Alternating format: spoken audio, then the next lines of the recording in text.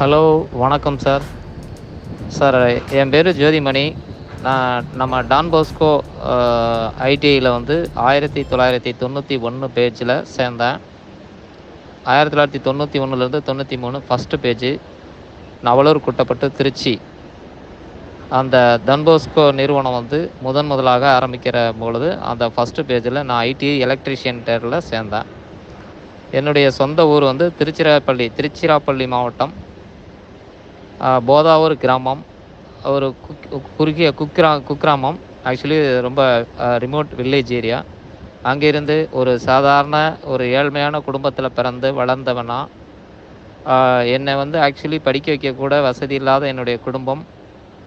ஏன் அப்படின்னா, ரொம்ப கஷ்டப்பட்ட ஏழ்மையான அடிமட்டத்துலேருந்து வந்தோம்.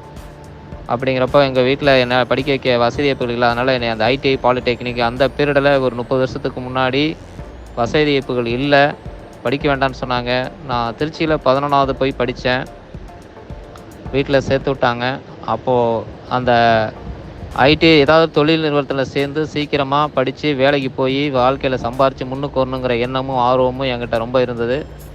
அது சம்மந்தமாக சில பேர்கிட்ட நான் தொடர்பு கொள்ளும்பொழுது என்னுடைய சில நண்பர்கள் மூலமாக ஒரு வாத்தியார் எனக்கு கிடைச்சாங்க, ஸ்கூலில் வாத்தியார். அவங்க வந்து சொன்னாங்க, இந்த மாதிரி நவலூர் குட்டப்பட்டில் ஐடிஐ புதுசாக ஓப்பன் பண்ணுறாங்க, நீங்கள் அங்கே போய் ட்ரை பண்ணுங்கள். தொழிற்பயிற்சி படிச்சிங்கன்னா நீங்கள் சீக்கிரமாக வேலைக்கு போகலாம். ஸோ வேலைக்கு போயிட்டு சம்பாரிச்சிங்கன்னா உங்கள் ஃபேமிலிக்கு சப்போர்ட்டாக இருக்குன்னு சொன்னாங்க. ஸோ அதை ஊன்றுகோலாக எடுத்துக்கிட்டு நான் அதை விசாரிச்சுக்கிட்டு திருச்சிக்கு நான் சைக்கிள்லே தான் போனேன். கிட்டத்தட்ட ஒரு 25 கிலோமீட்டர் என்னுடைய வீட்டிலேருந்து. அப்போ ஏன்னா அந்த பஸ்ஸுக்கு போகிறதுக்கு கூட வசதிகள் கிடையாது, காசு இல்லை. ஸ்கூலுக்கே போக வேண்டாம்னு சொல்கிறக்கூடிய சூழ்நிலையில் இருக்கும் பொழுது நான் போய் கஷ்டப்பட்டு இப்படியே போயிடுறேன், எனக்கு பஸ்ஸுக்கெலாம் காசு வேண்டாம், பள்ளியிடத்தில் மட்டும் சேர்த்து விடுங்க, எப்படியே நான் போயிடுறேன்னு சொல்லி நான் 11th சேர்ந்தேன். அதை வீட்டில் சொல்லாமல் நான் வந்து இன்ஸ்டியூட் இந்த மாதிரி ஒரு வாத்தியார் எனக்கு தகவல் சொன்னார். நீங்கள் 11th 12th படித்து டைம் வேஸ்ட் பண்ணுறத விட ஐடிஐ படிச்சிங்கன்னா டக்குனு வேலைக்கு போகலான்னு சொன்னார். அது தகவல் தெரிஞ்சுக்கிட்டு நேராக நவலூர் குட்டப்பட்டியில் திருச்சிக்கு போயிட்டு சைக்கிள்லேயே போயிட்டு திருச்சியிலேருந்து அப்படியே சைக்கிள்லேயே வந்து இன்ஸ்டியூட்டை விசாரித்தோம். என்னுடைய நண்பர்கள் மூலமாக ராமன், பழனிசாமி, நான் எல்லோரும் ஒரே ஸ்கூலில் தான் சேர்ந்தோம். ஒன்றா தான் அங்கே ஐடிஐக்கு வந்தோம். ஸோ அப்போ வந்து அந்த ஐடிஐயில் விசாரித்து பார்க்கும்போது இப்போ தான் ஆரம்பிக்கிறோம், நீங்கள் வாங்க அப்படின்னு சொன்னாங்க. அப்போ என்சிடிலாம் கிடையாது. ஏன்னா 1991 தான் டான் பாஸ்கோ நிறுவனம் முதலாக நம்ம ஐடிஐ ஓப்பன் பண்ணாங்க. அதில் ஃபஸ்ட்டு பேஜில் ஃபஸ்ட்டு நபராக நாங்கள் வந்தோம். அங்கே அந்த ஐடிஐ பேஜில் ஃபஸ்ட்டு நபராக நான் தான் வந்தேன். இப்போ வேறு எந்த ஒரு ட்ரேட்லையுமே யாருமே சேரலை. அப்போ எலக்ட்ரிஷியன், ஃபிட்டர், ஒயர்மேன் அந்த ட்ரேடு தான் இருந்தது, கார்பெண்டர். ஆக அந்த 4 ட்ரேட்லையுமே சேர்த்து எந்த ஒரு நபருமே இல்லை. நான் தான் ஃபஸ்ட்டு நபராக சேர்ந்து அப்போது ரெஜிஸ்டர் பண்ணிவிட்டு மறுபடியும் ஸ்கூலில் போயிட்டு ஒரு 1 வீக்கில் டைம் கேட்டு குவார்ட்டர்லி எக்ஸாம் அப்போ அதை கேன்சல் பண்ணிட்டு நான் வந்து இந்த மாதிரி ஐடிஐ படிக்க போகிறேன்னு சொல்லிட்டு டிசி வாங்கிட்டு வந்துட்டு இங்கே நம்ம ஐடிஐயில் சேர்ந்தேன். 2 இயர்ஸாக படித்து முடித்தேன். ஸோ கிராமம் அங்கேருந்து எனக்கு ஒரு 5 கிலோமீட்டர்ஸ் 6 கிலோமீட்டர்ஸ் இருக்கும். Minimum 6 to 7 kilometres. இவ்வளோ தூரம் சைக்கிளில் தான் நான் வந்து போனேன்.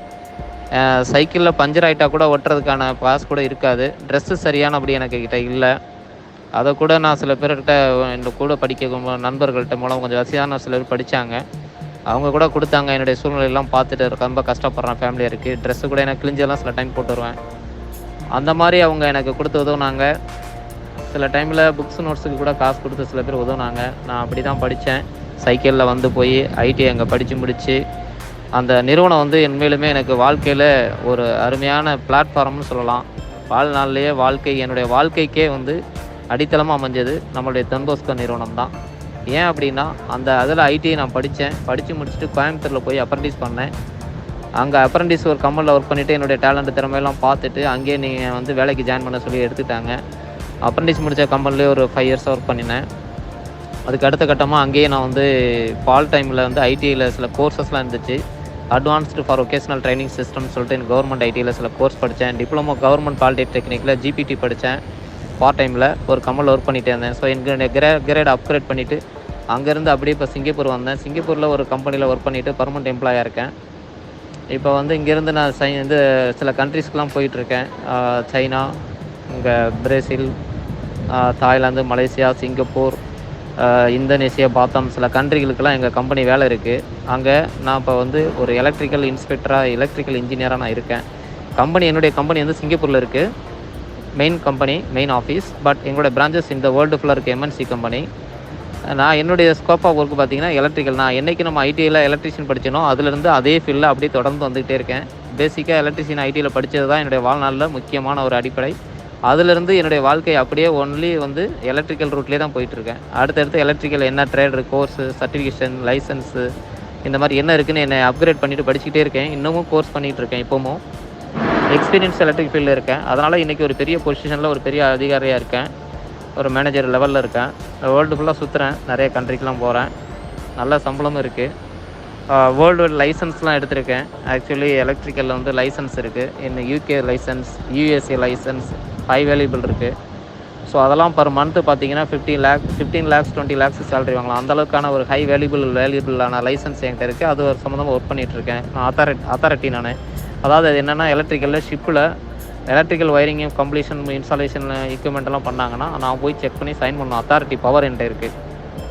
ஸோ ஒரு நல்ல பொசிஷனில் இருக்கேன். எனக்கு கீழே நிறைய பேர் electrical engineers, supervisor, foreman, workers எல்லாம் இருக்காங்க. பல கண்ட்ரி பீப்புள்ஸ் என்கிட்ட இந்த அண்டரில் வந்து ஒர்க் பண்ணுறாங்க. இதுக்கெல்லாம் காரணம் வந்து நம்மளுடைய டான் பாஸ்கோ ஐடிஐ நிறுவனம் தான் எனக்கு சப்போர்ட் பண்ணிச்சு. அந்த இன்ஸ்டியூட்டில் நான் படித்தனால தான் இன்றைக்கி நான் அந்த நிலமையில் இருக்கேன். இன்றைக்கி நம்ம ஏரியாவில் எங்கள் ஊரில் ஓரளவுக்கு நல்ல ஒரு வீடு கட்டி காரு, பங்களா, தோட்டம், விவசாயம், ஃபேமிலி, குழந்தைங்களோட நல்ல உறவுகளோட அருமையாக சந்தோஷமாக இருக்கேன். நல்ல வாழ்க்கையில் முன்னுக்கு வந்திருக்கேன். அதுக்கு எல்லாமே இந்த ஐடிஐ தான். ஐடிஐ மறக்க முடியாது. ஐடிஐக்காக நான் நன்றி கடன் பட்டிருக்கேன். என் வாழ்நாளில் என் குடும்பமே நன்றி கடன் பட்டிருக்கு. என் குடும்பமே ரொம்ப சந்தோஷப்படுவாங்க. அதனால் முடிஞ்ச அளவுக்கு இன்றைக்கி வரைக்கும் நான் நம்ம ஐடிஐயில் நடக்கக்கூடிய ஒவ்வொரு ஃபங்க்ஷனுக்கு முடிஞ்ச அளவுக்கு நான் ட்ரை பண்ணி அட்டன் பண்ணுறதான் பார்க்குறேன்.